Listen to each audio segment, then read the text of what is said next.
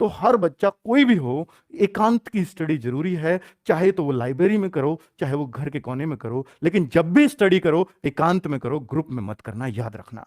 Group होगा सिर्फ entertainment के लिए, पढ़ाई हमेशा एकांत में होती है बच्चों।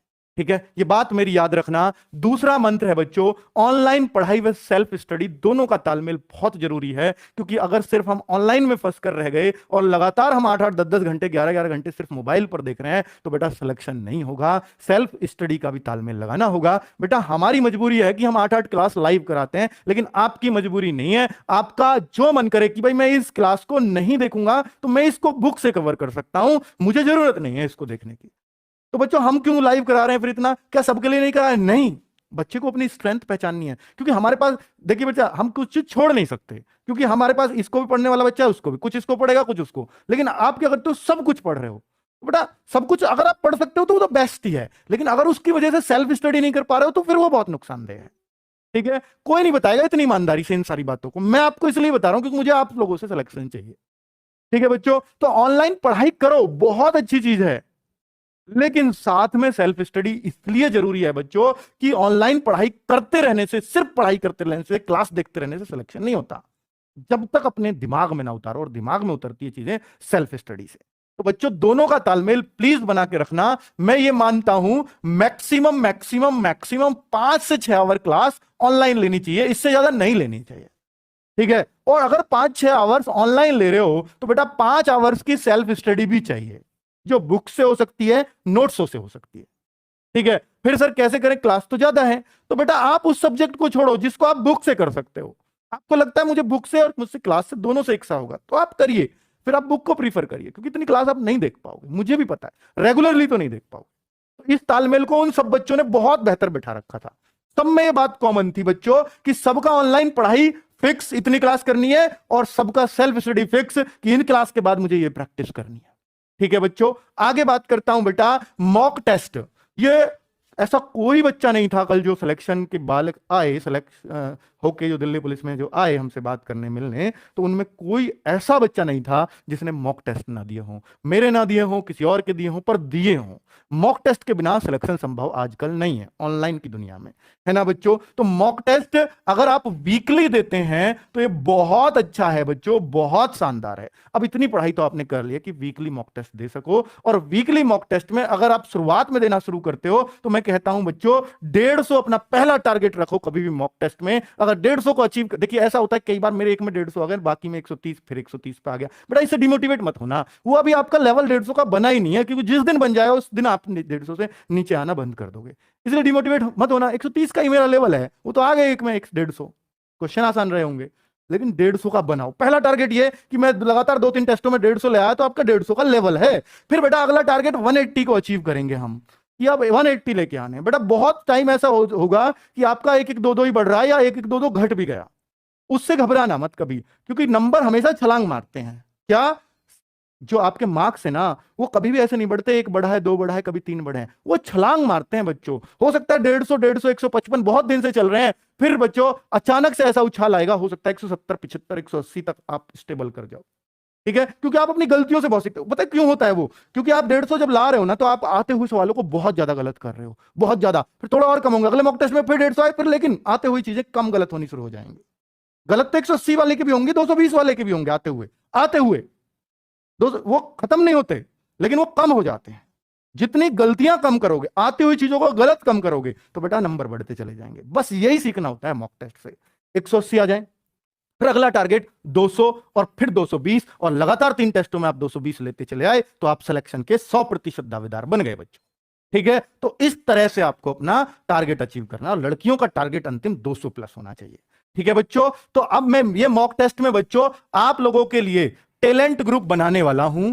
टैलेंट ग्रुप जैसे हमने यूपीएसआई में बनाए, ऐसे ही हम टैलेंट ग्रुप अब इस बार से मॉक टेस्ट में बनाएंगे, और बच्चों उनको हम जरूर कुछ ना कुछ अच्छी चीज भी प्रोवाइड कराएंगे अपनी तरफ से, जो भी गिफ्ट हमारे लिए हमसे बनेगा। जैसे हमने यूपीएसआई वालों को तो फ्री मॉक टेस्ट दिए थे, पूरी टेस्ट सीरीज फ्री कर दी थी टैलेंट ग्रुप वालों के लिए। एक तो आप बच्चों पढ़ाई अपने लिए करो, और फ्री हम बांटें फिर आपको, क्योंकि हमें भी होशियार बच्चों से खुशी होती है बच्चों।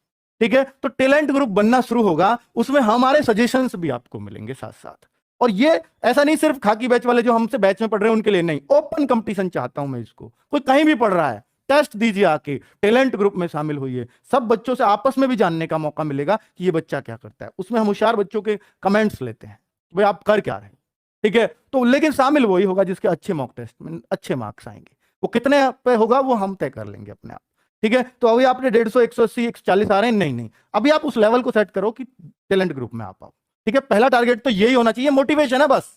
ये नहीं सोचो टैलेंट ग्रुप में आ गए तो मेरा सिलेक्शन नहीं तो नहीं होगा, ऐसा नहीं है। ये सिर्फ मोटिवेशन है कि आप टैलेंट ग्रुप के लिए मेहनत करो, आप वैकेंसी के लिए नहीं, पहले टैलेंट ग्रुप के लिए मेहनत करो। ये मोटिवेशन देना चाहता हूं मैं इस बात से आपको, ठीक है, क्योंकि मुझे आपका सिलेक्शन चाहिए। आगे बच्चों, लड़की का चक्कर, ये बच्चों बाबू भैया लड़की का चक्कर, ये बहुत बुरा चक्कर है बच्चों। और ये जो बच गया बेटा, इन 5 मंत्र में, सिलेक्शन के मंत्रों में ये सब कुछ निकल के आया है। क्योंकि आपने देखा होगा अक्सर कमेंट्स में कि बच्चे लोग, किसी लड़की ने कमेंट कर दिया ना, तो उसका भैया, उसके हाय पूजा, हाय बबीता, हाय सीमा, हाय रीना। लेकिन अगर कोई पप्पू, कोई कोई मतलब कोई और, राहुल, कोई पंकज ऐसे कमेंट कर रहा, तो उस पर नहीं होता हाय पंकज, हाय राहुल, नहीं, ये होता है लड़कियों का कमेंट है। तो निश्चित तौर पर आप करते हो इसलिए आपको हंसी आ रही है, जो हंस रहा है सब करते हैं, ये निश्चित तौर पे बात है, ठीक है बच्चों। तो ये चीज किसी में नहीं थी उनमें। अब किसी में हो भी, चलो मन चला, मैंने मान लिया, लेकिन उसने अपनी पढ़ाई से नहीं हटने दिया, ध्यान इस पर रहा। तो हो सकता है कोई लिमिटेड उसमें, बहुत लिमिटेड उसमें। लेकिन बच्चों अब आप क्या करते हो, क्योंकि बच्चों आपकी नई नई एज होती है, आपने अभी जिंदगी के धक्के नहीं खाए हुए होते, क्योंकि आपकी एज 18, 22, 23 साल है, और इसमें अभी आपको धक्कों का पता नहीं है। इसके निकलने के बाद, एज निकल जाए भर्ती होने के बाद, भर्ती ना हो पाओ, और जब एज निकल जाए तो बेटा धक्के तब पता चलती है क्या होता है, ठीक है। तो मैं आपसे कहूंगा कि बेटा ये पूछना बंद कर दो आपका। देखिए लड़कियां भी, मतलब फिर ऐसा होता है कि हाय पूजा उसने बोल दिया, कि उसने बोल दिया हाय राहुल, इतने में तो राहुल बेटा फिर रोज पूजा को ढूंढेगा कमेंट में, ये निश्चित बात है, ठीक है। वो रोज ढूंढेगा कहां गई पूजा, और उसने, पूजा ने हाय राहुल कह के उस राहुल की जिंदगी तबाह कर दी। मैं उस पूजा से भी कहना चाहूंगा, तो आप प्लीज लड़कों को ये हाय वाय ना बोलें, वरना उसने एक पोस्ट तो आपने वैसे ही कम करवा दी उसकी, है ना। वो कहीं बेचारा लगा जाता, लेकिन आपने उसको खत्म करवा दिया। तो बच्चों ये मैं निश्चित तौर पे कह रहा हूं कि ये चीजें ना आपको खत्म ही करनी पड़ेंगी, तभी सिलेक्शन होगा। क्योंकि अगर हाय के बाद अगर हाय जवाब आ जाता है ना, तो अगला पॉइंट ये होगा, हम भी लाइव कमेंट पढ़ते हैं कि आप कहां से हो। अगला ये होता है, अगर पूजा ने हाय राहुल बोल दिया, तो राहुल का अगला सबका कॉमन है कि पूजा आप कहां से हो। उसने बता दिया कि मैं गाजियाबाद से हूं। अच्छा आप किसकी तैयारी कर रहे हो? अरे यार यूपी पुलिस की क्लास देख रही है वो, आईएएस की तैयारी थोड़ी ना कर रही है भाई। मतलब ये बात चलाने की बात है, इससे होगा क्या? मास्टर बता रहा है ये पढ़ लो वो पढ़ लो, पूजा से पूछना है आपको भाई, तो ऐसे नहीं होगा सिलेक्शन। इन बातों को बेटा सीरियस लो, बहुत मन से कह रहा हूं इन सारी बातों को। लेकिन आपको ये चीजें नहीं आती है समझ में, ये तब आती है जब आपका वो भर्ती निकल जाती है। जब आप सोचते होगे कि जो 49,000 में और 41,000 में भर्ती नहीं हुआ, 90,000 कांस्टेबल एक साथ निकाले, उनमें भर्ती नहीं हुआ, तो सोचता होगा ना कि मेरी ये कमियां रही थी, मैं करता था ये चीजें। वास्तव में चलो जब तो इतना ऑनलाइन का दौर नहीं था, अब तो बहुत ज्यादा, और सारा बच्चा बावला बना पड़ा है इसी चक्कर में कमेंट्स के में। होशियार बच्चा, जो सीरियस बच्चा है, जो सिलेक्शन लेने वाला बच्चा है, वो कमेंट से दूर रहता है, दिखता है, ये याद रखना बच्चों, ठीक है। डेडिकेशन ये तो अद्भुत मिलता है सिलेक्शन वाले बच्चों में, डेडिकेशन तो अद्भुत मिलेगा। चाहे कितना भी हाय पूजा, हाय सरिता, हाय राहुल, कुछ भी हो जाए, वो अपने लक्ष्य से नहीं भटकता। उसको हमेशा याद रहेगा कि भैया पहले यूपी पुलिस है, बाद में होती रहेगी, देखी जाएगी, ये तो बस ऐसे ही पूछ लिया मैंने। बेटा वो जो चीज है ना, वो डेडिकेशन नहीं छूटना चाहिए किसी भी परिस्थिति में। भर्ती लेट होती है तो हो जाने दो, मुझे अपनी सीट लेनी है, मैं पढ़ता रहूंगा। कोई भटकाने वाली आए या कोई भटकाने वाला है, कोई दिक्कत नहीं, मैं भटक लूंगा, पर पहले यूपी पुलिस, उसके बाद जहां तू ले जाएगी ले चलूंगा, कोई दिक्कत नहीं है, ठीक है बच्चों। तो ये डेडिकेशन यही होता है कि उसके प्रति जो आपका लक्ष्य है ना, उसके प्रति आप अंधे होके पड़े हो, कोई भी बीच में आया हो वो मेरे इसको नहीं डिगा सकता, है ना बच्चों। तो आपका वही है डेडिकेशन, चाहे वो लड़की हो या लड़का। अगर आप हाई फाई के चक्कर में पड़ गए तो हाई फाई से ज्यादा कुछ नहीं मिलेगा बच्चों, और ये नौकरी और जाती रहेगी।